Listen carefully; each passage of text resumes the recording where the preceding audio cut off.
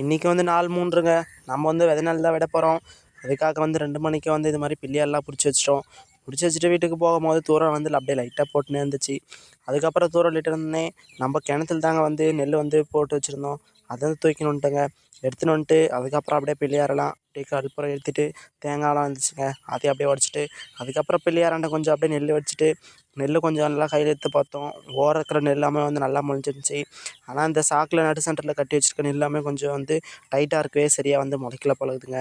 அதுக்கப்புறம் வந்து இந்த மாதிரி அப்படியே மரத்தில் கொஞ்சம் கொஞ்சமாக கொட்டிட்டு இந்த மாதிரி தாங்க வாரி வாரி விசிறணும். அப்போ தான் வந்து கரெக்டாக போகும். அது மட்டும் இல்லாமல் வந்து நீங்களும் வந்து இந்த மாதிரிலாம் விசிறிருக்கீங்களா நெல் அப்படின்னு சொல்லிட்டு மறக்காமல் கமெண்ட்டில் சொல்லுங்கள். பார்க்கலாம் எத்தனை பேர் கமெண்ட் பண்ணுறீங்க அப்படின்னு சொல்லிட்டு. அதுக்கப்புறம் இந்த கழனி மட்டும் அப்படியே ஃபுல்லாக அந்த சைடு விட்டுட்டோம். அதுக்கப்புறம் இந்த சைடு விட்டுட்டோன்னே இப்படி தாங்க நெல்லை வந்து அழகாக தெரிஞ்சிச்சு. எப்பவுமே வந்து நெல் விடும் போது வந்து கிராமத்தில் இருக்கவங்களாம் வந்து ரொம்பவே சந்தோஷமாக இருக்கும். அது மாதிரி தாங்க எங்களுக்கும் இருந்துச்சு. அதுக்கப்புறம் வந்து இந்த சைடு ஃபுல்லாக விட்டதுக்கப்புறம் மறுபடியும் அந்த சைடு போயிட்டுங்க. அந்த சைடு போயிட்டு அந்த சைடு இருந்து வாரி விசிறணும். சென்டரில் வந்து பார்த்தா அவ்வளோ சரியாகவே வந்து விழவே இல்லை. அதனால் திருப்பியும் மறுபடியும் வந்து இந்த சைடு ஓரமே வந்து சேற்றில் இறங்கி போயிட்டு சென்டரில் வந்து நல்லா படுற மாதிரி வாரி விசிறணுங்க. அப்போயும் வந்து சென்டரில் சரியாக போகலை.